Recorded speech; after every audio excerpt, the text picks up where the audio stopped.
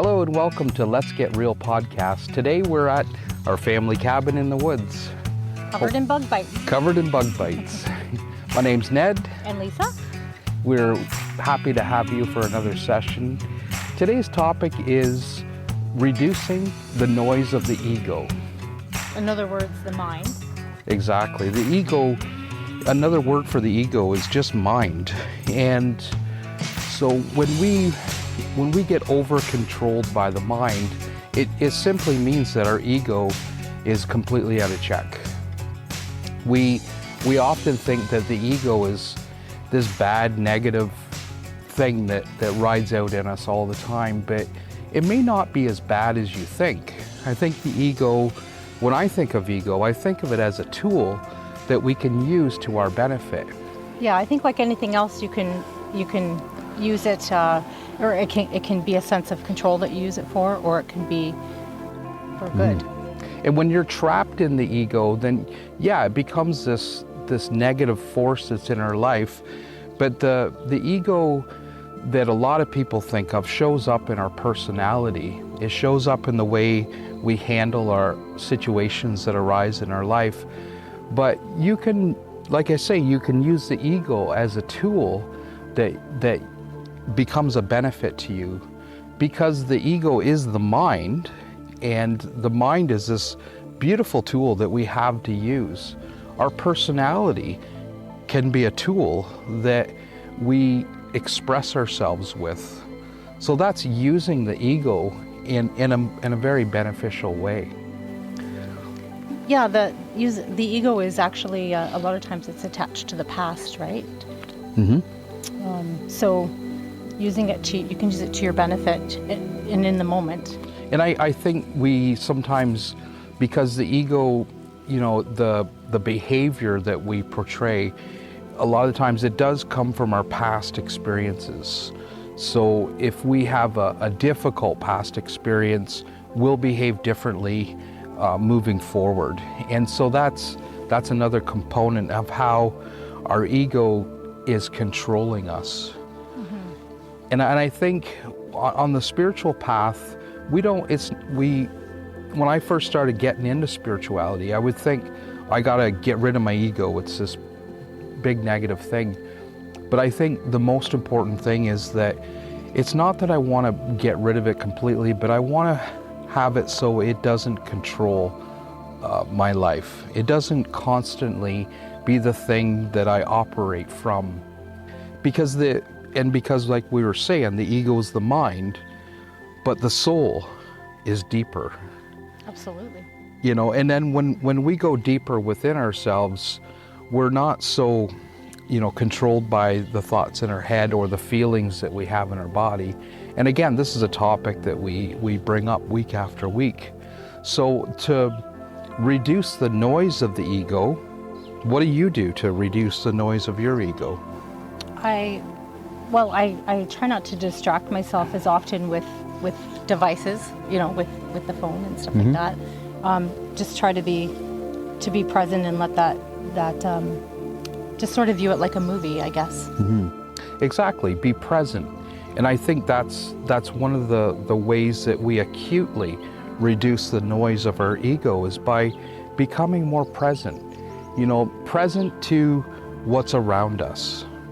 And, you know, like this week we're at our cabin and there's just so much beauty surrounding us. You know, the birds are singing and the squirrels are running around, and yeah, you realize we really are just one, right? Mm-hmm. One with everything. And I think another way that we reduce that noise of the ego is think of your mind as a loud talker. So if you were in a room and it was full of people and one of those people were talking extremely loud, you notice how disruptive that one person is to the whole room. So your mind, the thoughts that are dropping into your head are equivalent to that loud talker in a room. Yeah, you wouldn't have it. So when that loud talker, say the loud talker, you're out for dinner and somebody's just talking over everybody, and that one loud talker, if he gets up and leaves, there's a contrast to how quiet the room becomes. And so when your mind is like the loud talker in the room, the thoughts that are dropping into your head are very noisy. But what creates a greater amount of noise is the dialogue that we speak back to those thoughts. So if we want to reduce the noise of the ego, if we stop talking to those thoughts, it's equivalent of the loud talker exiting the room. Is that mainly what you do?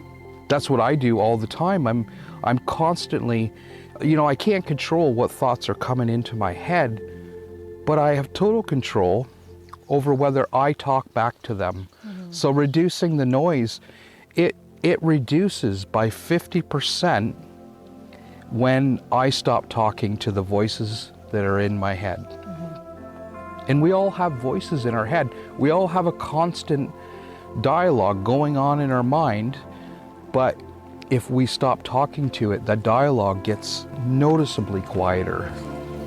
Yeah, we stop feeding into the construct of the ego, right? Mm-hmm. And the ego is made up, it's sort of a vast network, how the mind is made up. The ego has so many judgments, it has preferences, and it has an endless pile of needs that have to be fulfilled for that ego to be happy.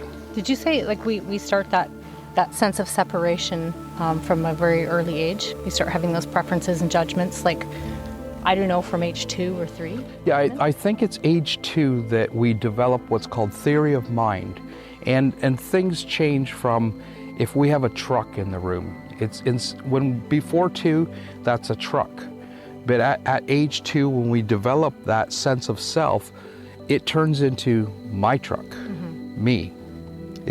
We become possessive of things. So we're so attached to the external world. It's all we know, right? Before we mm-hmm. learn to do this. So the ego is this made-up reality of self, and when we can suspend some of these ideas that I need this or I am a certain way, mm-hmm. and just learn how to enjoy the moment as it is. Sometimes the thing that the ego prefers isn't all that great. Yeah. Sometimes we outgrow the things that we think we love, but we actually don't love them anymore. We're just running on habit and instinct. Yeah, and that ego's scared to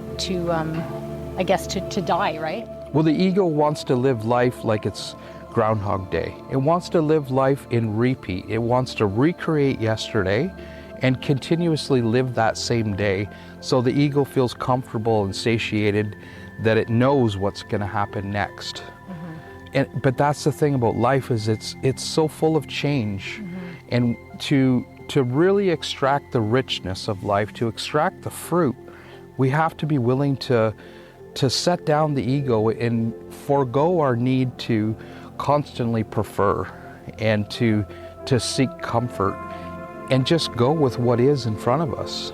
I have noticed people that are willing to do that, it does take on a life of its own, and it becomes a new way. You just have to be willing to start that. Mm-hmm. And believing, the more we believe in this ego or this voice in our head that says, I am this way, I am that way, mm-hmm. The stronger that belief gets, because we start to interweave our beliefs into other beliefs. Oh yeah. We start to have those thoughts more often. Blankets. So, mm-hmm. and I think that it's something that it's not going to change overnight. We slowly reduce the noise of our ego over the duration of our lives. And it's one of those things where, I still work on it today. Thanks for saying that. I have an ego, and I'm constantly trying to watch. I've put it on watch. How much can I catch where I'm existing out of my ego versus existing out of my soul? How much of my ego am I following my mind? How many times a day am I following the mind versus following the guidance that lives in my heart, that connects to my soul? And by And we've talked about that quite a bit, connecting to the heart and the soul. So that's another way that we reduce the noise of the ego, is we start to shift into a life of a purposeful life that comes out of the soul, the guidance that's inside of us. We move and operate from that. You must feel more energy too in that, right? I know I've started to as I've done that practice.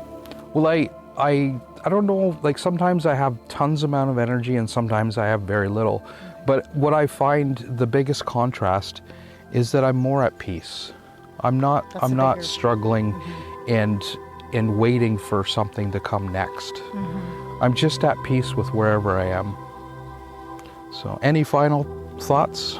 Well, I just thank you for mentioning that you still practice it every day, and you still it's a long-term thing. Yeah. But it's not one of drudgery, right? Like I've been working on it for a while now, and I do feel more and more at peace. It is gradual for sure. And I think if I could leave people with one last thing, it would be to, if you would like to reduce the noise of your ego, nothing reduces the noise of my ego more than just holding myself in love. You know, not being so critical, because the ego is always critical. It lives in judgment, and it's constantly weighing and measuring and labeling everything. And when we hold ourselves in love, in total acceptance of who and what we are, I think it automatically reduces the power that our egos sometimes have over us. Yeah, and no more focus on the external so much, right? Which That's is right. better to regulate your nervous system. Well, I hope everybody's had a wonderful day and you enjoyed this session of Let's Get Real podcast. We're gonna go get more bug spray. We're gonna go get some more bug spray. Thank you. Take care and bye-bye. Bye.